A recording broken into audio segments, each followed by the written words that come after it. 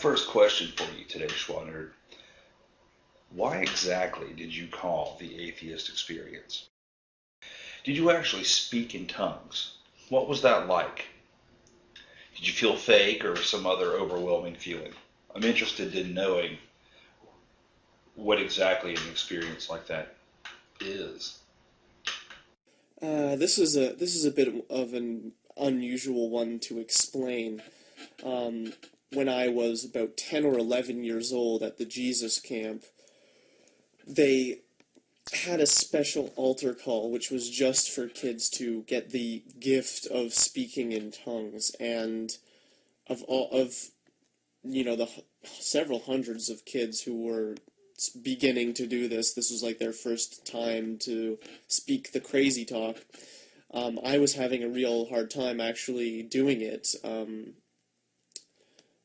I was crying a lot, like most of the other kids were, but the words or the gibberish, it wasn't coming. Like I thought it was just supposed to magically, flow out of my mouth. Like I wasn't supposed to think about it, and it wasn't happening. And it took almost like they were praying for me, but it was like they were prayer bullying me into starting to say odd syllables, and eventually I sort of slipped into a kind of groove where, and this is how actually it's been studied and found to be in most places, where the things I was saying were sort of a dialect or copy of other people's words, just mashed up, mixed together, jumbled around, different inflections. That's how it works. You say things that you've already heard in the church. You just, it's mixed up a little bit.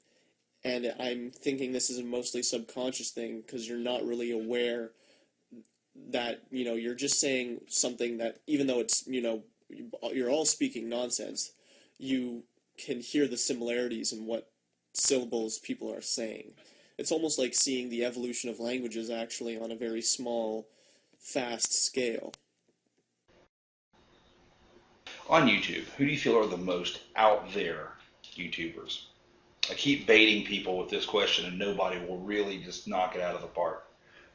Maybe you will. When you say out there, the most out there YouTubers, I'm not exactly sure what you mean. If you mean the most out there as in craziest, I would say the users who are, for example, the hoaxers who ascribe to several hoaxes, like moon landing, government conspiracy, 9/11, like all at the same time. Those are probably some of the most out there people, along with the hardcore creationists. I'm talking like people who are still on YouTube and they're like Venom Fang X. I mean, just the other day I saw a YouTube channel for a Canadian, which, of course made me very sad, who had a whole series. He even made DVDs, sort of like Kent Hovind, and he sold these DVDs on creationism, and there's actually a creationist museum in Alberta that I believe he either works at or was a part of producing it.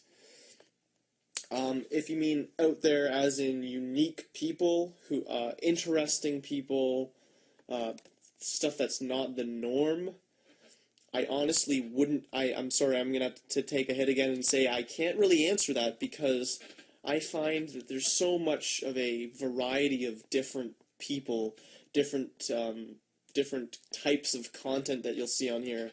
Excluding the out there sort of crazy people, I mean just people being creative, just people, um, you know, providing entertainment. There is an endless ocean of users to wade through, and it's just impossible to try and pinpoint any specific one for me, honestly.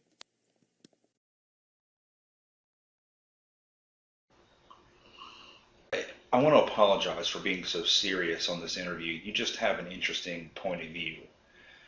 And I wanted to know if you could just send a message to all the Christians out there, what would it be?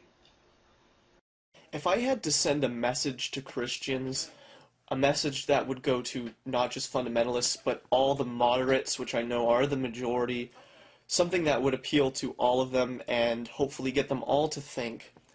The thing that I would really want to impress on Christians would be to read their Bibles. I know this is something that maybe the pastors will always tell them to do unless they're Catholic, but read the book you believe in.